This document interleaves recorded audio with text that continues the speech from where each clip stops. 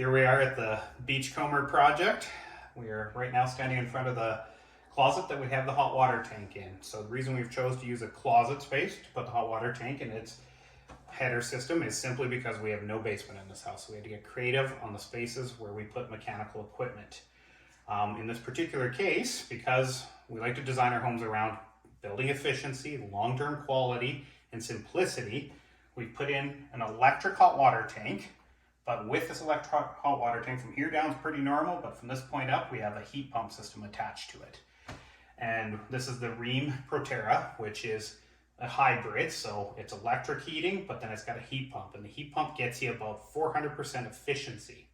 So if you think of that in range of your average hot water tank, that's say a gas tank, they're about 96% efficiency. So here we're getting 400%, and what that means is for every kilowatt of energy you put into it, you'll get up to 4 kilowatts back in energy.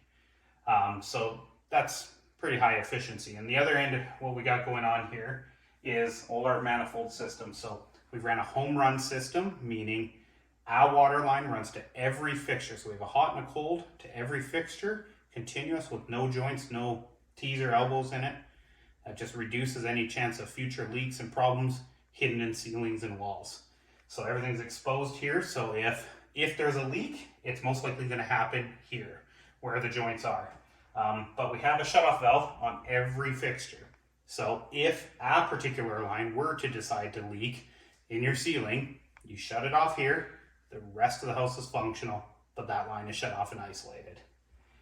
The other thing we have is we have some extra lines you'll see down there. And those extra lines are if, say, your kitchen sink that's a long ways away from the hot water tank, if you're not getting hot water fast enough, you can put a recirc pump in. So we just run an extra line to each area so you have that ability if it's ever required.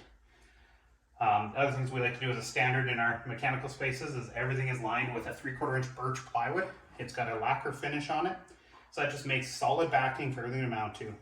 Plus it gives you a nice cleanable, wipeable surface. We put rubber baseboard around the perimeters. Again, just to clean up the look of it and make it a little better for watershed and so forth, if there were to be a leak.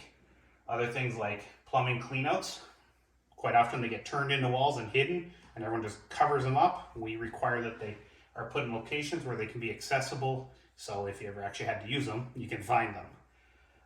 Other things like in this particular house, because this is on a second story, we've put in a catch basin with then tied into the drain. So in case the hot water tank were to have a bit of a leak, we have a chance of catching that water and preventing damage.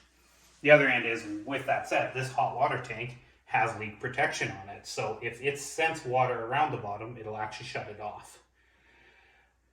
So that kind of, runs through the basic closet and what we have here. It's really just a highly efficient equipment that's simple, low maintenance, and rather cost effective considering what it's going to cost you over the long term with reduced energy bills and consumption.